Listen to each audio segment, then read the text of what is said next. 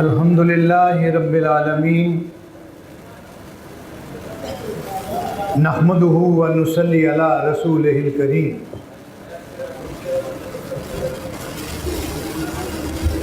اما بعد فاعوذ باللہ من الشیطان الرجیم بسم اللہ الرحمن الرحیم ان الذین قالوا ربنا اللہ ثم استقاموا تتنزل علیہم الملائکہ الا تخافوا ولا تحزنوا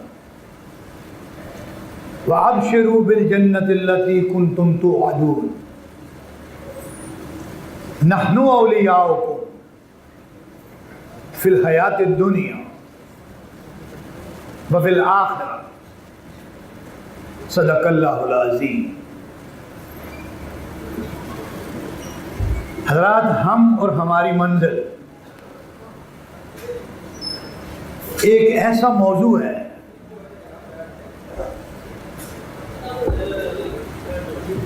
جو ہمارے دل کی گداز راہوں سے ہو کر گزرتا ہے۔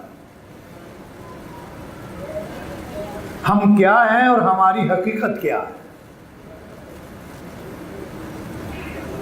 ہمارا اس کائنات کے اندر مقام و مرتبہ، درجہ کیا ہے،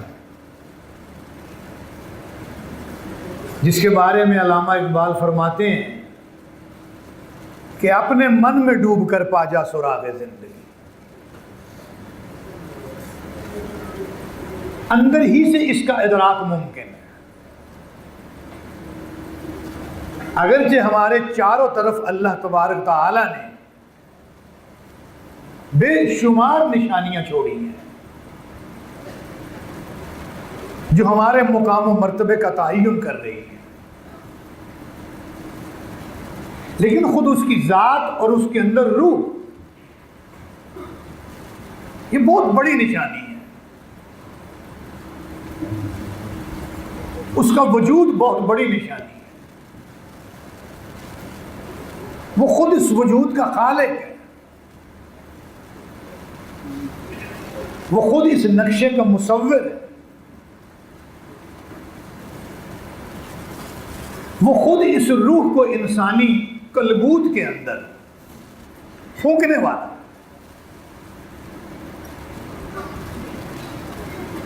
چیز ہمیشہ اپنے موجد کے اعتبار سے معتبر ہوتی ہے۔ کس نے یہ میرے نقش و نگار بنائے ہیں؟ کس نے یہ میرا چہرہ بنایا؟ یا ایھا الانسان ما غرک بربک الکریم الذی خلقک۔ اے انسان، تجھے کس چیز نے مجھ سے دھوکے میں ڈال دیا؟ اور یہی کائنات اور انسانیت کا سب سے بڑا حادثہ ہے کہ انسان اپنے موجد سے بیگانہ ہو جائے، اپنے خالق سے بیگانہ ہو جائے۔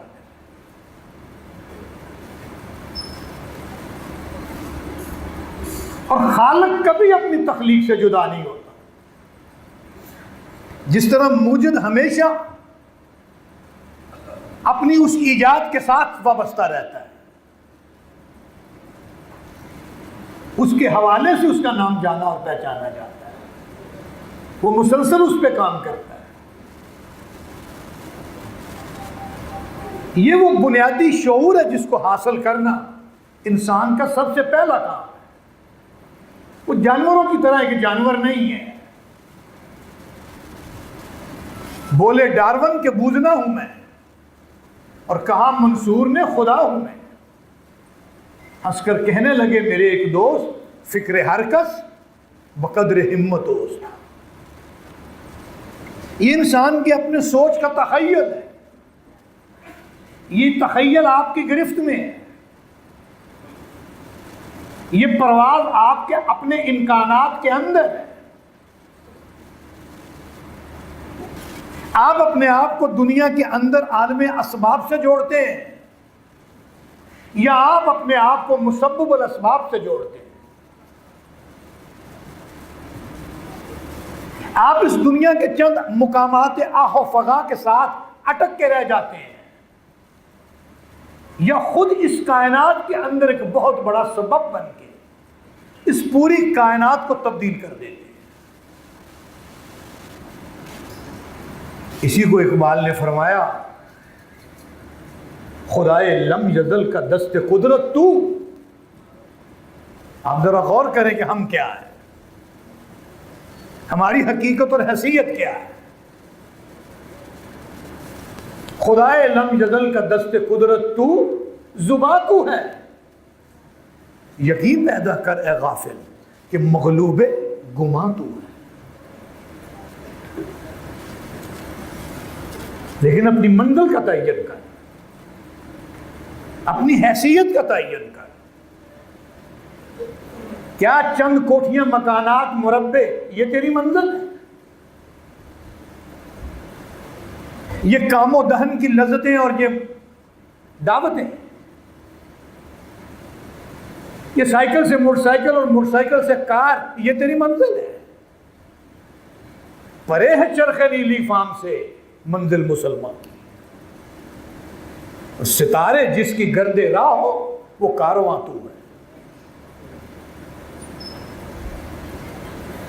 تمہارا پاؤں زمین پہ ہوگا لیکن تمہیں اللہ اپنا ولی بنائے گا، اور تمہارا ذکر عرش کی بلندیوں پہ ہوگا۔ فَاذْكُرُونِی، آپ بولے سارے، اذکرکم، تمہارا وہاں ذکر ہو۔ اور اس کی عملی تفسیر نبی اکرم صلی اللہ علیہ وسلم معراج کے سفر میں جنتوں کے اندر جنتوں کی سیر کر رہے ہیں، واقعات عالم کے نتیجے میں جو نتائج مرتب ہو رہے ہیں وہ اپنی آنکھوں سے دیکھ رہے ہیں۔ آپ نے وہ بہت ساری احادیث سنی ہیں، کہیں لوگوں کے جبڑے آگ کی کینچیوں سے کاٹے جا رہے ہیں، کہیں ان کی انتڑیاں بار بار باہر نکل کے پھر اندر ڈالی جا رہی ہیں، کہیں ان کی لمبی لمبی زبانیں دوزخ کی دیواروں کے ساتھ، میخوں کے ساتھ ٹھوک دی گئی۔ اور آپ نے یہ منظر بھی دیکھا کہ آپ کو محسوس ہوا کہ جنت کی سیر کے دوران کوئی اور بھی یہاں موجود ہے اور کسی کے قدموں کی چاپ سنائی دے رہی ہے، اور آپ نے پوچھا یہاں میرے علاوہ آج اور بھی کوئی مہمان ہے؟ تو فرمایا گیا کہ آپ کے علاوہ آج آپ کے بلال کو بھی جنتوں کی سیر کروائی جا رہی ہے۔ سبق ملا ہے یہ معراج مصطفیٰ سے مجھے کہ عالم بشریت کی زد میں ہے گردن۔ یہ ایمان و عمل ہے جو انسان کو اللہ کا ولی بناتا ہے اور اللہ اس کا ولی بنتا ہے۔ ایمان و عمل کی تطبیق، یہ سوچ اور فکر کا ایک جگہ مرتکز ہو کر عمل کو ایمان کا روپ دے دیتا ہے۔ اللہ کو محض تسبیحوں کی ضرورت نہیں ہے، اللہ کو میرے لگاتار نوافل کی ضرورت نہیں ہے، اللہ کو میرے مسلسل حج اور عمروں کی ضرورت نہیں ہے، اللہ کو انسان کی فکر کی تبدیلی کی ضرورت ہے۔ زاہد رضا، اور انسان کو سمجھ نہیں آتی کہ میری فکر کہاں ٹھوکر کھا رہی ہے۔ فکر و عمل کی تبدیلی، فکر ایمان کی بنیاد پہ کھڑی ہو اور عمل ایمان کا اظہار بن جائے، یہ عبادت ہے۔ حضرت بلال رضی اللہ تعالیٰ اس مرتبے پہ پہنچے کہ آپ بہت زیادہ نوافل ادا کرنے کے نتیجے میں پہنچے، بہت زیادہ حج اور عمرے کرنے کے نتیجے میں پہنچے۔ ذرا آپ سیرت کا مطالعہ کر لیں، کیا رضی اللہ عنہم و رضوا عنہ وہ بہت زیادہ حج کرنے کے نتیجے میں اس مقام پہ پہنچے؟ بہت زیادہ عبادتیں کرنے کے نتیجے میں پہنچے؟ ایمان و عمل کی تطبیق، اور ان کی تو پوری زندگی میدان عمل میں گزر رہی ہے، اللہ اور اللہ کے رسول کی پکار کے مطابق گزر رہی ہے۔ یہ فکر و عمل کی تبدیلی، یہ سوچ کی تبدیلی، اور سوچ کیسی ہے؟ ایک صحابیہ اپنے شوہر سے کہہ رہی ہیں، میں ذرا ایک خاص دائرے میں داخل ہونے لگا ہوں، آپ ذرا توجہ فرمائیے گا۔ ہمارے نزدیک مسجد کی دنیا کا، گھر کی دنیا سے کوئی رابطہ نہیں ہے، کاروبار کی دنیا کا، ایمانیات کی دنیا سے کوئی رابطہ نہیں ہے، اسے ہم زندگی سمجھتے ہیں اور زندگی کا معمول سمجھتے ہیں، اسے ہم عبادت سمجھتے ہیں اور خدا سے تعلق سمجھتے ہیں، لیکن جب تک یہ دونوں دائرے ملتے نہیں ہیں، ایمان و عمل کے ذریعے سے دنیا پہ اظہار نہیں ہوتا۔ وہ صحابیہ اپنے شوہر سے کہہ رہی ہیں کہ یہ تمہارے رشتہ دار بڑے عجیب لوگ ہیں۔ انہیں کیا ہوا؟ کہا جب ہمارے پاس مال دولت، پیسہ، ریل پیل ہوتی ہے تو یہ سارے یہاں آ کے ڈیرا لگا لیتے ہیں، لیکن جب ہمارے حالات تنگ ہوتے ہیں کوئی پوچھنے بھی نہیں آتا۔ ایمان جب عمل کا روپ دھار لے، سوچیں کیسے تبدیل ہوتی ہے۔ مجھ سمیت ذرا ہم نے غور کرنا ہے کہ کیا ہماری سوچوں کے اندر یہ تبدیلی ہے؟ بات سن کے وہ تھوڑی دیر غور میں گئے اور کہا نہیں اللہ کی بندی، معاملہ ایسے نہیں ہے، معاملہ ایک اور طرح سے ہے۔ انہوں نے کہا دیکھ لو کیسے اور طرح سے ہے؟ کہ فلاں کو کتنے دن ہوئے، فلاں کو کتنے دن ہوئے، تو اب آیا؟ اس نے کہا نہیں، وہ میرے حق میں اتنے رحیم اور شفیق ہیں کہ جب میرے اندر ان کا بوجھ سہارنے کی طاقت ہوتی ہے تو وہ اپنا وزن میرے اوپر ڈالتے ہیں، اور جب میرے اندر یہ طاقت نہیں ہوتی ہے وہ اپنا بوجھ میرے اوپر نہیں ڈالتے۔ یہ ایمان و عمل ہے۔ کیسے سوچ تبدیل ہو جاتی ہے؟ آج ہم نماز پڑھتے ہیں السلام علیکم ورحمۃ اللہ، السلام علیکم ورحمۃ اللہ، کیا وہیں غیبت نہیں ہو رہی ہوتی؟ وہیں چغلی نہیں ہو رہی ہوتی؟ اسی مسجد میں، اسی جگہ وہی فرقہ بندی کے تیر اور نشتر یہ چلائے جا رہے ہو، وہی کفر کے فتوے بانٹے جا رہے ہو۔ ہماری سوچوں میں تبدیلی نہیں آتی، ہم تو خدائے لم یزل کا دست قدرت ہیں، اور جو خدائے لم یزل کا دست قدرت ہو وہ کامیاب کیوں نہ ہو؟ یہ ناممکن ہے۔ اس کا دست قدرت بلند و بالا، اس کا دست قدرت کارساز،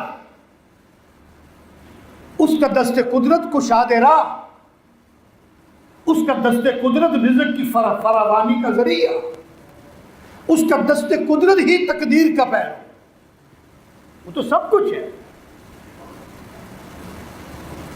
میرے عزیزوں، سوچ اور فکر کی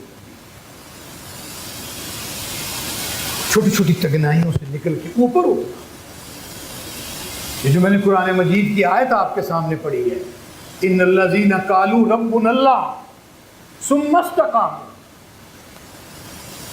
یہ کیا صرف تسبیح کے دانے گرا کے قائم رہنے کا نام ہے؟ ان تصورات کے اوپر جو ایمان کا نتیجہ ہے، قائم رہنا، چاہے جتنا مرضی نقصان ہو جائے، گھر کا سب کچھ بک جائے، آدمی کا کاروبار زمین سے لگ جائے، ایک حقیر تنکا بن جائے، لیکن اسی پہ قائم رہنا کہ راستہ یہی ہے، کوئی اور راہ میں نے اختیار نہیں کرنی ہے، میں نے دوسرے کو دوست سمجھنا ہے، وہ جو مرضی میرے ساتھ کرتا رہے۔ ان الذین قالوا ربنا اللہ ثم استقاموا تتنزل علیہم الملائکہ، یہ فرشتوں کا نزول ہے۔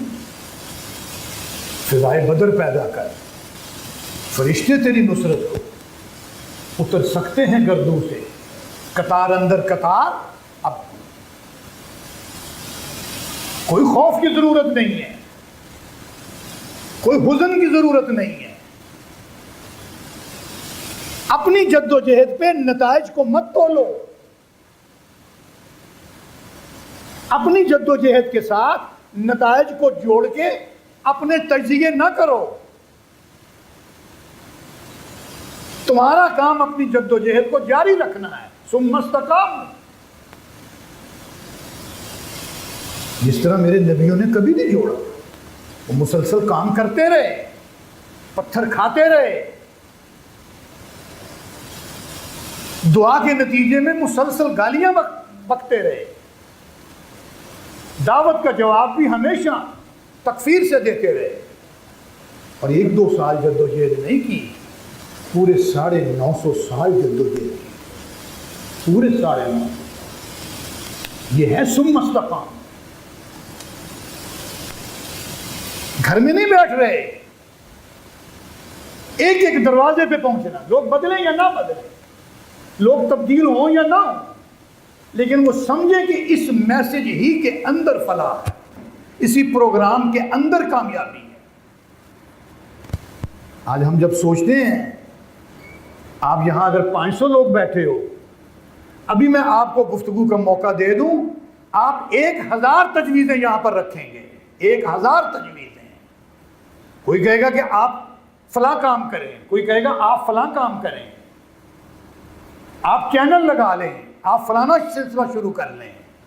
بس اوقات یہ ساری تجویزیں اسی دائرے میں آتی ہیں، لیکن کوئی یہ نہیں کہے گا کہ اللہ تبارک تعالیٰ کے سارے انبیاء نے اس زمانے کے بگاڑ کو دور کرنے کا ذریعہ صرف اور صرف اللہ کی وحی، اللہ کی کتاب کو بنایا، اور ایک ایک بندے تک اس کو پہنچایا، اور مسلسل پہنچایا۔ یہ ہے ثم استقام، کہ اسی سے تبدیلی آئے گی۔ اور وہ ایک آدمی تھی اپنے پورے اس معاشرے اور دور کے اندر، بمقابلہ پوری دنیا، لیکن یہی راستہ تھا جس کے نتیجے میں ان کو افراد ملے۔ اور وہ کبوتران بام حرم کے پیچھے نہیں پھرتے تھے، جو خود بخود آ کے مسجد کی منڈیر پہ بیٹھ جاتے ہیں۔ ذرا میرے اشاروں کو سمجھنے کی کوشش کیجیے گا۔ وہ اس علاقے کے سب سے مؤثر آدمی کو تاک کر اس کے پیچھے لگتے تھے، وہ اس پوری بستی میں سے اس ایک آدمی کے اوپر کام کر کے اس آدمی کو اپنے ساتھ ملانے کی کوشش کرتے تھے، اس کو تبدیل کرنے کی کوشش کرتے تھے، پھر پوری کی پوری بستی تبدیل ہو جاتی تھی۔ لیکن وہ پورے ایمان و یقین کے ساتھ سمجھتے تھے کہ یہی کام ہے جو ہونے والا ہے۔ پھر فرشتے ان کے ساتھ ہوتے، پھر رنج و غم کا کوئی موقع نہیں ہوتا، ان کو ایک سکینت حاصل ہوتی ہے کہ ہم اپنا کام جو ہے وہ کرتے چلے جا رہے ہیں۔ اگر آپ سورہ صف کے اندر دیکھیں تو یہی 5 نکاتی پروگرام وہاں ہمارے سامنے آتا ہے۔ فرمایا یا ایھا الذین آمنوا هل ادلکم علی تجارہ، یہ میرے ساتھ تجارت ہے، اللہ فرمان ہے اور یہ تجارت کرو، میرے ساتھ کاروبار کرو، منافع ہی منافع ہے، نقصان کا خطرہ ہی نہیں ہے۔ وہی ثم استقاموا آیا وہاں، یہاں تؤمنون باللہ وتجاہدون فی سبیل اللہ۔